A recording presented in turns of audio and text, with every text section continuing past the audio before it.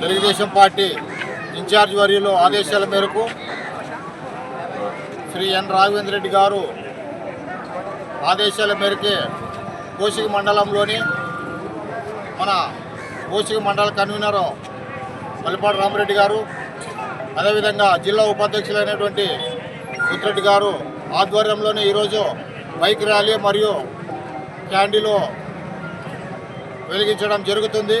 కాబట్టి ఈరోజు ఈ కార్యక్రమానికి ఇచ్చేసినటువంటి కోసిక మండల నాయకులకు మరియు కార్యకర్తలకు పేరు పేరున అందరికీ పాదాభివందనాలు తెలియజేసుకుంటున్నాను. ఈరోజు దీని యొక్క ముఖ్య ఉద్దేశము, బైక్ ర్యాలీ యొక్క ముఖ్య ఉద్దేశం ఏంటంటే, మొన్న 3 రోజుల క్రితము అసెంబ్లీలో మన అమరావతి రాజధాని కోసము బిల్లు పాస్ చేయడం జరిగింది. అదేవిధంగా అమరావతిలో శాసనసభలో బిల్లు ఆమోదం పొందిన తర్వాత కేంద్ర ప్రభుత్వము పార్లమెంట్లో కూడా లోక్సభ ఎంపీలు అక్కడ చట్టబద్ధత కల్పించడం జరిగింది. అదేవిధంగా ఈరోజు కూడా మన రాజ్యసభలో, పెద్దల సభ అయినటువంటి రాజ్యసభలో కూడా మనకు రాజధాని గురించి ఏకైక రాజధాని అమరావతి అని పెద్దల సభలో కూడా తీర్మానం చేయడం జరిగింది.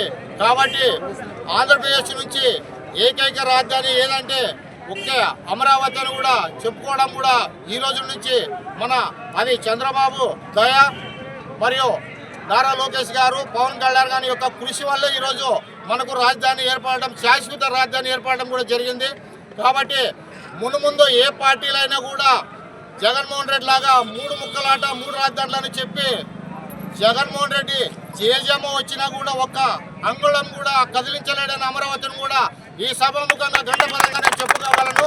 ఎందుకంటే ఈరోజు మనకు రాష్ట్ర ప్రభుత్వం అయితేనేమి, కేంద్ర ప్రభుత్వం అయితేనేమి అన్ని సభల్లో కూడా చట్టబద్ధత తీసుకురావడం కూడా ఎంతో హర్షించదగ్గ విషయం. కాబట్టి మనకు ఏదైతే రాజధాని అమరావతి కోసము 6 నిమిషాలు కష్టపడిన నారా చంద్రబాబు నాయుడు గారికి అయితేనేమి, నారా లోకేష్ గారికి అయితేనేమి, పవన్ కళ్యాణ్ గారికి అయితేనేమి, కూటమి నాయకులందరికీ పేరు పేరున ధన్యవాదాలు. అదేవిధంగా కేంద్రంలో కూడా మన